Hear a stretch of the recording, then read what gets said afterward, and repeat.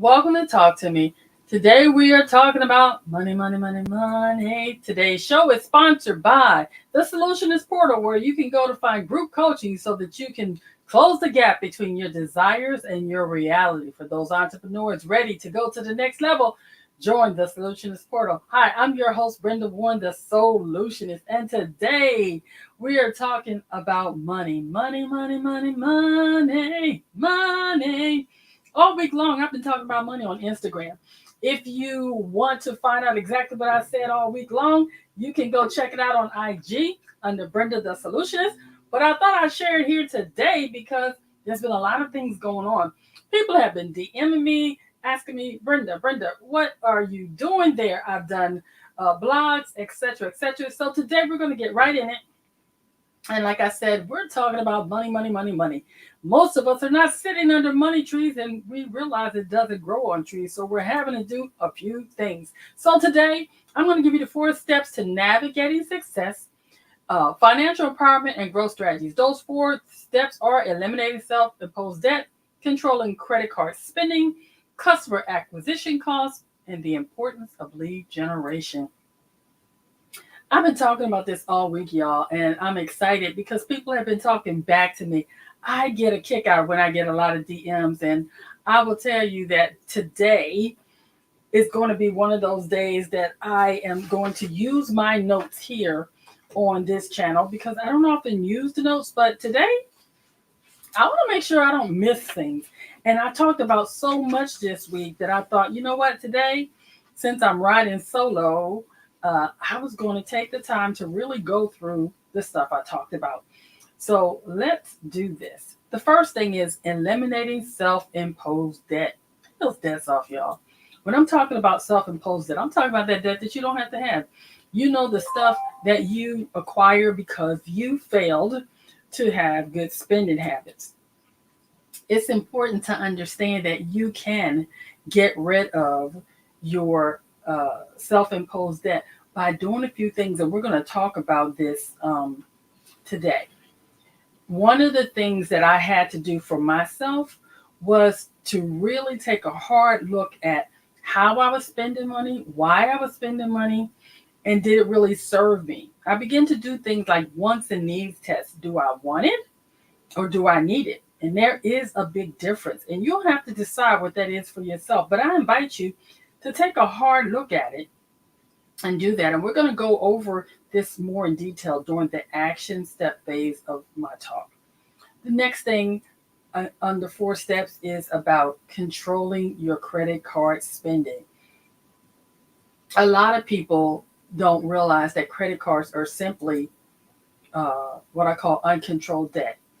Back in the day when I had tons of credit card debt, I'm happy to say I don't have that now. I would use my credit card like there was no limit, and it had a limit on it, y'all. And I had 13 credit cards maxed out to the limit. It was beyond bizarre and was not a good look, let me tell you. So when I began to take control of my spending, I changed the way I do business when it comes to my credit cards. And now I make sure that I use my credit cards based on what's in my checking account. This is just what I do. You get to decide what you do about and with your money. But what I have learned to do was if I don't have it in my checking account, I don't put it on my credit card. As simple as that. When I started doing that, I stopped creating a lot of unnecessary debt. And here's something I wanted to share with you because this is something that actually was a revelation for me that had me almost in tears when I discovered this. I am a high heel shoe fanatic. I have hundreds of pairs of shoes, y'all, and I love them all. But there was a time when I would buy a $50 pair of shoes and just leave it on my card because, I'll pay the balance. But one day I did something I call doing the math, y'all. And I did the math, and this is what I discovered. My original cost for my $50 pair of shoes that I left on my account for a year actually cost me $873.08. Did you hear that? $873.08. I put the thing up here because I wanted you guys to see this. Check this. The $50. Oops, maybe you can't hear me. I see people beeping in here. Can you hear me now? Okay. The first month I paid $50 for the shoes, right? And then at 29% interest, which was the interest on my car, it was $14.50. So my minimum payment was $1, which left me a remaining balance of $60.50. Now y'all can see all the way down the chart. When you get down to month 12, by month 12, the balance was $687.53 with interest of $199.25. $13.75 payment. That meant I still had a balance of $873.08. Can you believe it? I didn't believe it. I still don't believe this to this day, y'all. It broke my heart when I think about it, but it is the truth. A lot of us are living that reality and we don't even realize it. How crazy is that?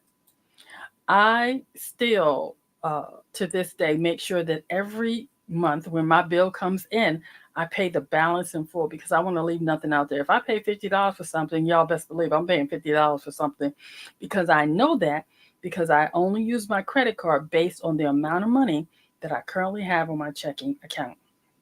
When you think about your finances as a business owner, I'd like to suggest that you remember to keep your business and your personal finances separate.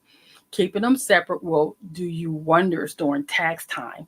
Not only that, it will give you a clear way to know what you're spending, your profit and loss, etc., in both areas of your finances. So you want to make sure you do that. Um, Additionally, you want to make sure that you are having clear budgets for both your personal finances and for your business finances. Without that, it's very hard to um, set clear goals that's going to help you be fiscally sound. The next thing is the customer acquisition cost. Have you ever thought about how much it actually costs you to have a customer? I know I never did. I have a lot of people beeping in here, so give me a second. I'm going to just double check and make sure that this is there. But you know what? Of course, it ain't got nothing to do with this show. I thought maybe they were telling me something. Anyway, the customer acquisition cost is there's a simple formula for figuring that out. The formula is simple yet powerful. Um, it's the customer acquisition cost equals the total cost of sales and marketing divided by the number of customers you acquired. So if you have $10,000 in cost in your marketing sales and you divide that by 500 customers that you actually acquired, that means it costs you $20 for each of those customers.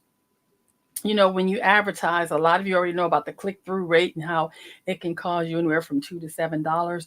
But what if it costs you $20 every time you got a customer? And I recently had to have this conversation. This is a hard, tough conversation to have with people sometimes, with one of my clients, because she wasn't calculating her CAC. And because of that, she was losing money. If your product or service is not properly priced, you can lose a lot of money when you start dealing with your marketing and sales costs. And we're going to talk in detail about that in a few minutes about what those actually are. But right now, I'm just giving you an overview and then we're going to go over them all. The next thing is about the importance of lead generation. Leads is how you get your customers and your prospects. You want to make sure that you are doing your due diligence to get your leads going. And what do your leads mean? Leads mean money. It's also part of your savings. You want to do your leads because without them, it's really hard to get your products or service out there so people will know, like, and trust you. So now it's time for me to invite you to take action in each of these areas.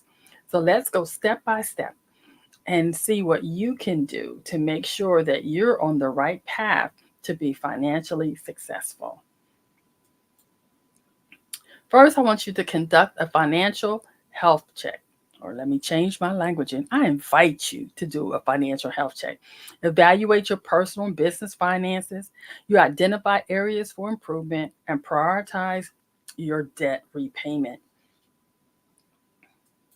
A lot of times, when it comes to getting clear on where you are financially, many times, be it in your personal or your business life, you haven't sat down and really thought about What are the expenses that I have and what is the income that I have coming in?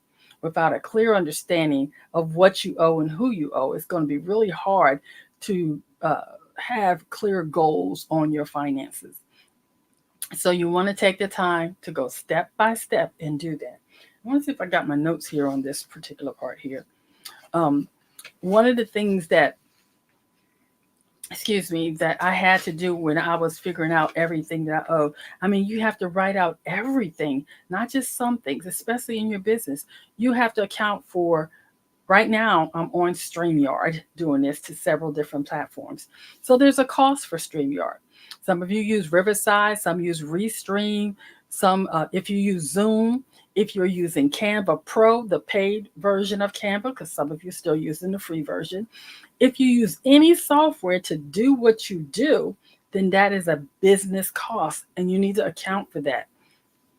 I will tell you, when I was figuring out my break even point, and I help people in the Solutionist Portal do the same, they're often shocked at how much money they really are spending. Are you planning to have somebody help you get your YouTube channel optimized? All of those costs need to be figured out so that you can get a handle on your spending and set clear financial goals for your business. And the steps that you use to get financially free in business are the same steps you use to get financially free in your personal life. The next step, once you've taken and done the health check on your business, here's what I want you to do. I invite you to track your spending habits. Utilize any budgeting tool to monitor your expenses, curb all unnecessary expenses, and stay on track toward your financial goals. Now, this is a part that sometimes when I invite people to do this part, there's a little bit of a pushback, especially once I say, I suggest that you cut up your credit cards. But here's the thing, if you're not willing to cut up your credit cards, then make a few tweaks. Simply start using your credit cards as if they're checks. That means if it's not in your checking account, you don't use it. Now, I hear you entrepreneurs out there hollering, but Brenda, sometimes I have expenses. That is absolutely true. In our regular life, an unexpected car breakdown or a necessary trip to the grocery store or whatever, they can throw your finances out of whack if you do not have a solid financial plan in place. But until then, take the time to start practicing these habits now before you need them. And even if you are in a place where you are already living paycheck before paycheck, baby, that was me. For a while, I was living 5 paychecks back and I didn't know how I was going to do it, but I was using my credit cards to juggle that. And before I knew it, I had put myself in over $180,000 worth of debt. I'm happy to say I have no credit card debt down. But it took me changing my behavior in order for that to happen. The first thing I did was I went on a spending fast.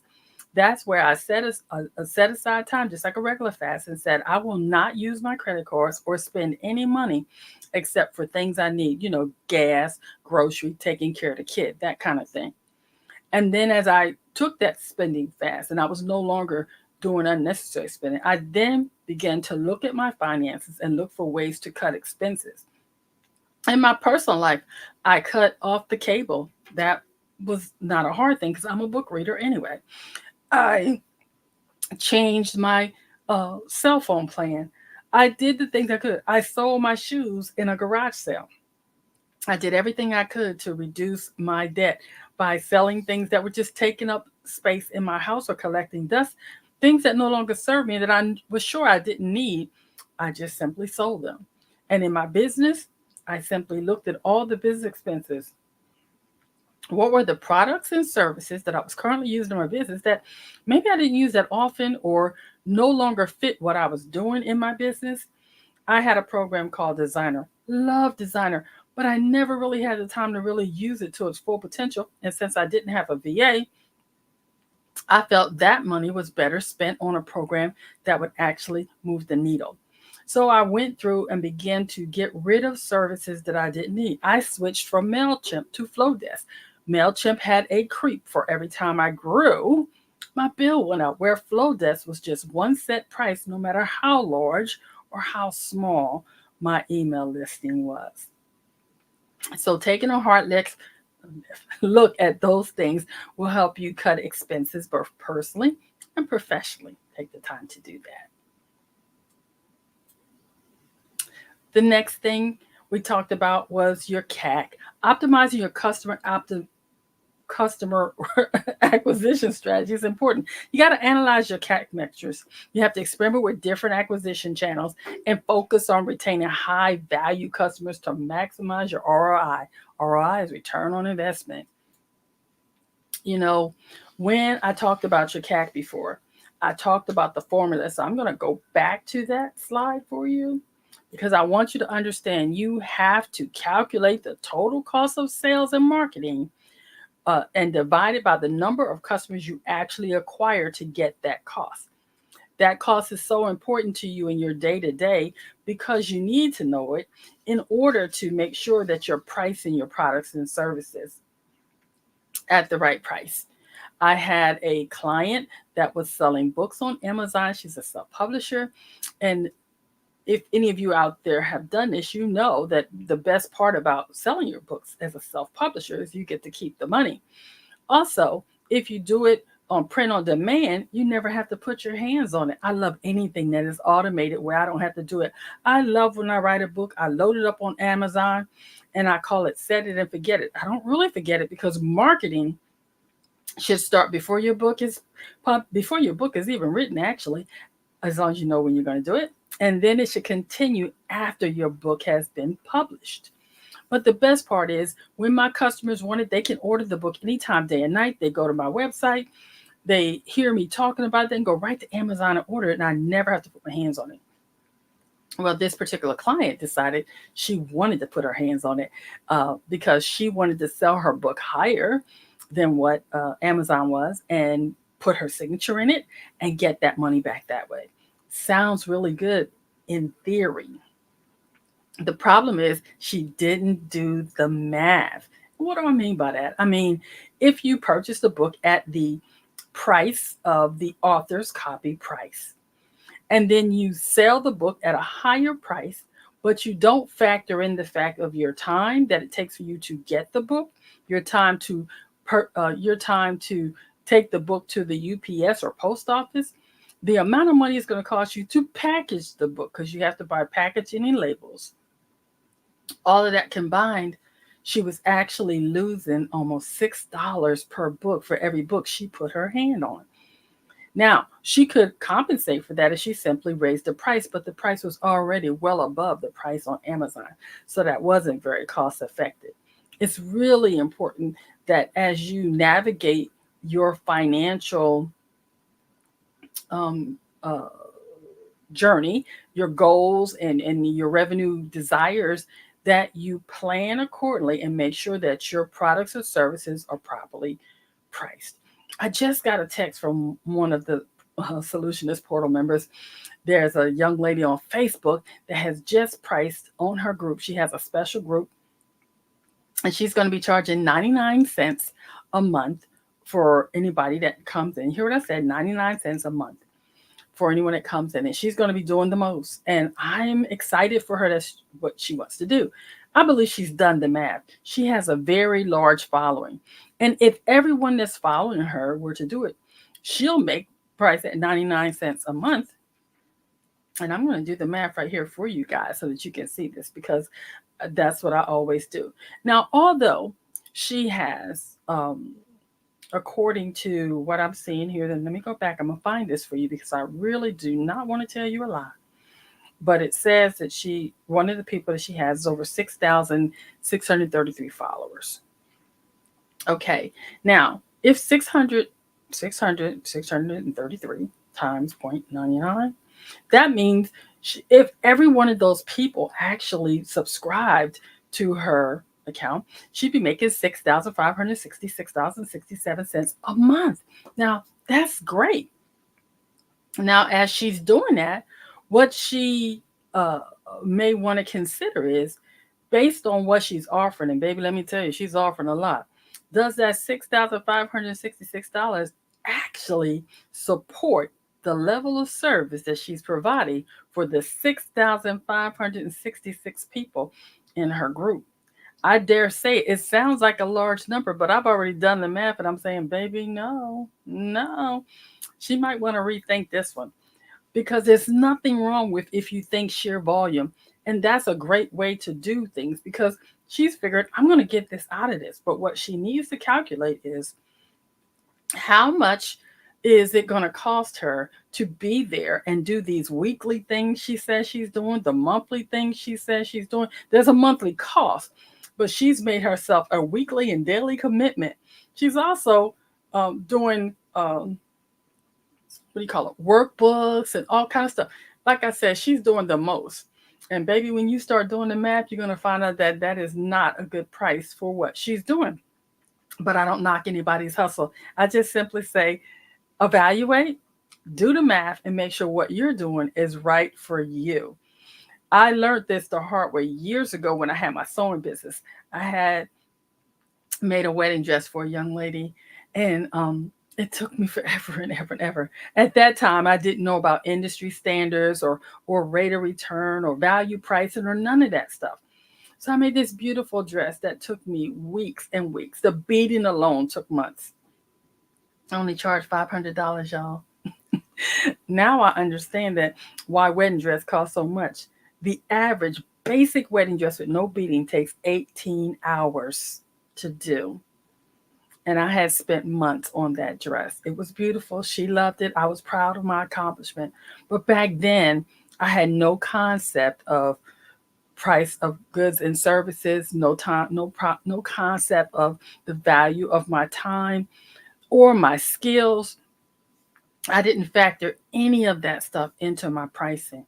I don't have a problem doing that now. And I teach people how to do that in the Solutionist Portal because there's a lot more than the product and service itself. Even if for one of the people say, but Brenda, I work from home and everything I do is digital. I'm like, okay, that's great. But you guess what? There's still overhead. The lights, the place you live in, all of this can be deducted on taxes in certain cases, depending on how you structure it. Like for example, this room in my home is dedicated to business, so it's 10% of my home. So that's 10% off my mortgage. There's a whole lot of training for that, but just to give you an idea. So when I'm calculating what it would cost me when I was doing my sewing at the time, and I'm gonna use it based on my sewing at the time when I factored in my overhead, my the cost of my mortgage, the cost of my car, gas, all the stuff that it took for me to produce and to do my sewing business alone, my overhead was $283 at the time, just working at my home. That means before I see a customer, before I offer a service, it's costing me $283 a month to run my business.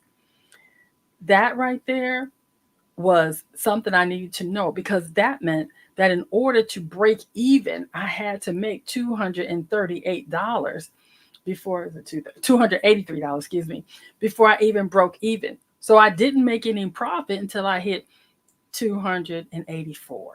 So $1 over to make a profit. And then from there, you still have to know once you make that profit, there's taxes that come out of that. It's a whole formula, y'all. But those are the kind of things we discuss inside the portal because oftentimes they're overlooked. You may say, hey, I had a young lady tell me, Brenda, but I'm pulling in about 10,000 a month. I'm like, thank you, great, that's awesome. But once we did the math, she still was operating at a loss because once she paid her coach, she paid her VA, she paid for all the software and everything she had. She factored in the cost of her doing business at her home and everything. She was still operating at a loss. So I say this and say this repeatedly, do the math, and I encourage you to do that on a regular basis. Now, where did I leave off at? Child, I don't even know. So let's just go check. Oh, it was like the cat, right? Okay. So after we do that, the last thing was invest in lead generation. Develop target lead generation campaigns, establish a solid online presence, and nurture leads through personalized engagement to boost sales and conversions. Here's the thing, lead generation is so important because if you're not out there letting people know who you are, making people, helping people become aware of your brand, you're not going to make any money. I said this during my IG. This is not Field of Dreams, build it and they shall come. You have to do the work. You have to put out content. Content is king. If you're a lady, content is queen. But the key is content is important because you have to get out there for people to begin to know, like, and trust you. You want to establish your expertise. How do you do that? You do that by creating lead magnets, building websites, social media, all of those different things to help you be aware. You know, you need to build your email list. Those are the things that help. You need to network. You need to get out to business and industry events that pertain to your niche. You need to reach out to other people. You cannot be an island of one if you want to develop leads. You need to embrace the power of the organic search. That's where you get out there. You get on your different social medias and on Google, etc., and start searching out your ideal clients. See where they're hanging out at. I meet a lot of my clients at the Chamber of Commerce. You know, going to the Chamber of Commerce events is a great way to make connections. And while I'm talking about connections, remember, it's about relationship building. People don't just want to be sold. If you're listening to this on LinkedIn, and I've said it on IG, if you say you want to connect with me and all you do is give me a great big sales pitch, baby, that's going to be a very short conversation. So make sure you're taking the time to connect with people and get to know them. Offer some support. Remember, this our world is abundant. There's a lot of money out here. There's 3 billion people on the planet. People want to buy. They love to buy. The key is, well, they want to buy from you. Well, if they know you, they like you, and they trust you, they absolutely will. You need to be strategic about your social media, though. Make sure you're on the platforms where your ideal avatar exists. Make sure you get to be a guest on other people's platforms, their websites, write guest blog spots, go on to podcasts and be a guest. If you have a podcast, bring other people on. If you can, it doesn't always just have to be you unless that's your format. But the key is to do more. Uh, Webinars are still a thing and they still convert, you guys. You know, people want to know how to do things. So if you can provide some value that's going to help people save money or make money, they're going to show up for real. And also offer some free consultations. One of the things I learned when offering free consultations, though, is set up a system that allows you to be hands free so that you can, there's an automatic way for when people connect with you, they can fill out a form that allows them to answer a lot of questions before you get to them. And depending on how they answer the questions will determine if they actually get an appointment with you or if they're just directed to one of your free resources. I teach all about this in the Solutionist Portal. And also make sure you are retargeting. A lot of you are not reaching out to the customers you already have to tell them what you're doing, why you're doing it, and how you're doing it. I had an aha moment one day when one of my clients went out and spent a lot of money for self-publishing because she didn't know I had a publishing company. I don't know how I thought she knew it, but somehow I just neglected to tell people that I started my own company because I was so busy writing my own books. I was working with over 40 authors, but the people that had worked with me before had no idea. Now I'm clear to let people know that that is a service that I provide, that I'm a self-publishing partner, and I want to help them not only write their books, but get their books published and create passive income just for them. Okay, so today we talked about the 4 ways that will help you get successful in your business growth. It is eliminate your self-imposed debt. You don't have to have it. Debt is a choice. Control your credit card spending. Cut them credit cards up and start using your credit cards like a check, and that will help you not create more debt. Make sure you check your CAC. Do the calculations, baby. Do the math. How much is it costing you to convert people to be your clients? You need to know that. And then work on your lead generation. Get those emails, create lead magnets, go on podcasts, etc. I talked all about this on IG on each subject in detail over the past week. If you want more information in the deeper dive, go check me out on IG because I talked about each area separately. This is just a wrap up for the week. I'm excited to keep talking about money, money, money, money, because we're all trying to make it and we want our businesses to grow and thrive. If you need additional help with your money, money, money, money, join me in my Solutionist Portal group coaching. Uh, you can get there by joining me on Convene Communities. I have a free community there called Life Community. Or you got to just go to my website, brendadasolutionist.com/programs, or just get to my website, and all the information you need to learn about the Solutionist Portal is there.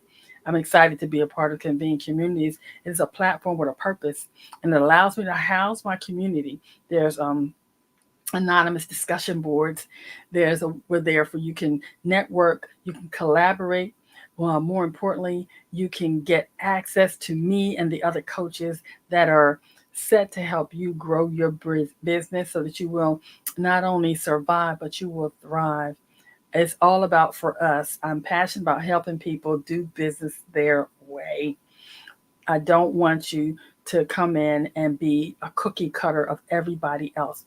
We are individually working. Even in our group program, we have an individual component because we know everybody's at different places at different times. But the best part is it's community. You don't have to do it alone. The reality is you don't know what you don't know until you find out about it. So come on over there, join me in the Solutions Party, and let me support you to live your best life now and close the gap between your desire and your reality. I truly believe no one should have to give up their personal life to have a great business. But I do believe you can find the harmony, and you can find the harmony within this group. So if you need additional help, DM me or just go to my website and see what we can do to support you. Y'all have an absolutely fabulous day. And remember, the choices you make today will be the reality you live tomorrow. So choose wisely and choose to join me in the Solutionist Portal. Be blessed.